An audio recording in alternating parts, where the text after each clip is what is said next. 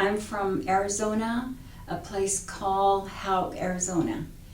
And my name is Maggie Murphy. I'm sharing a brief history of the hardship that our people experienced on the long walk to Bosco Redondo, Huelte. I will also share the birth of a very important man, my grandfather, Nakayazi. He was born during this period. A brief Huelte story. More than 150 years ago, Washington leaders sent their military soldier to round up our beloved Navajo people and herded them to Bosco Redondo in New Mexico. During the middle of the cold winter, this was the most tragic event that has ever happened to our beloved Navajo people.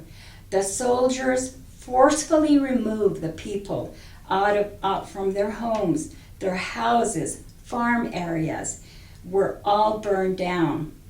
Their water holes were poisoned. Their livestock were shot and killed. There were thousands of Navajos, young and old, who were forced to walk almost 400 miles. Thousands of Navajos died along the way from the cold weather, fatigue, starvation, and illnesses. Many perished while they were trying to cross the Rio Grande River. Some elderlies and children who were unable to keep up with others were just shot and killed along the way. Even young mothers who had just given birth to their babies, both were shot and killed. Around this time, there were many foreigners arriving in our country from overseas. There were scouters who were claiming beautiful areas for the newcomers to live at. Our Navajo people were only trying to keep others from invading their land. This is the reason why the leaders in Washington, D.C. wanted us to be rounded up and be confined to a small reservation they created for us in Bosco Redondo.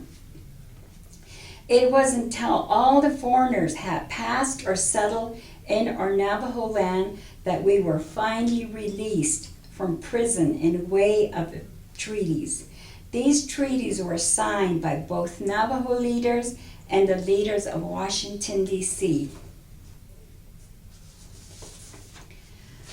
The following story I'm telling is what our mom and dad talked about when I was young. My sister and I, we've heard this story through the years, and I want to share it with you. After dinner, my mom and dad would tell one another the day's event. As children, we would be busy doing homework or just playing around. We would go into the room where our parents were, and we sat and listened to their stories. My mom often told about where her dad was born. My great-grandfather was from Crystal, New Mexico. He and his relatives were in the long walk. Some were on the other side of Albuquerque.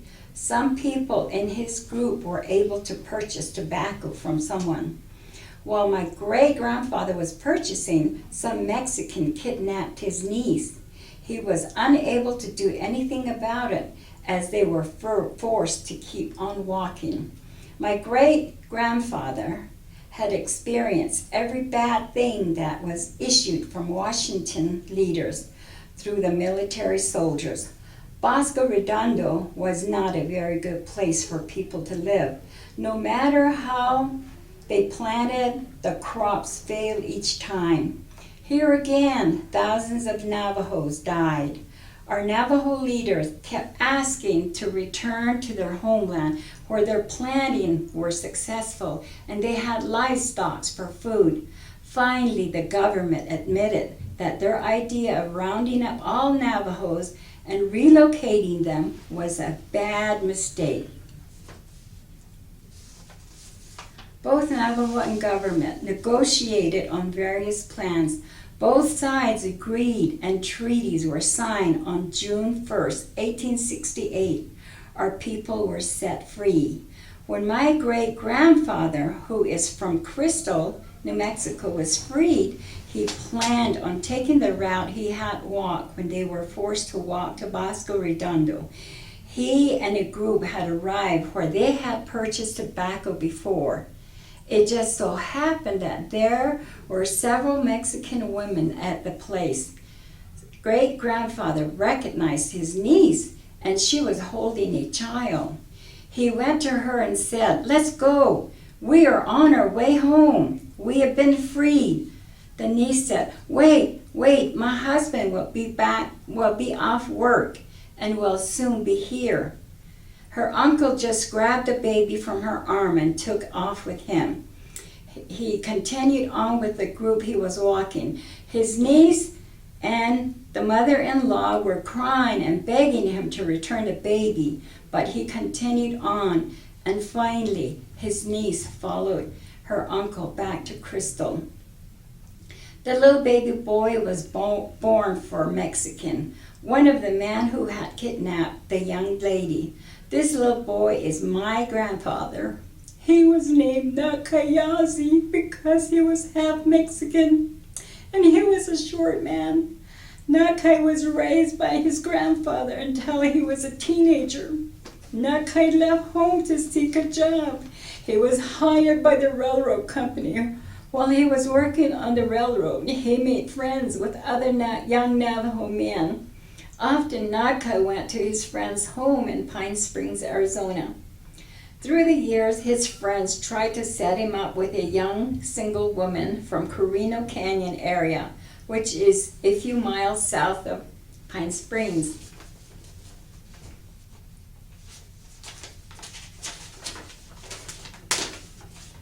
Nakai did eventually meet a single young woman and got together and started life as one. They had several children, my mother being one of their children.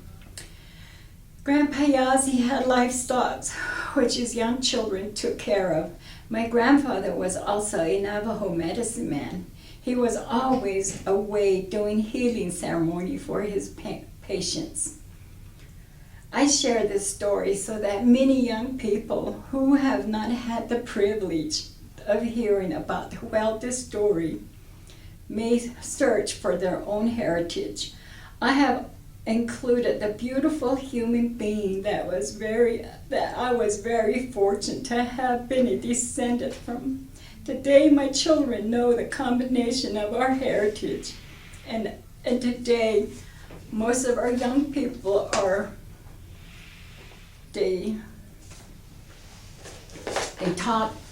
they talk English.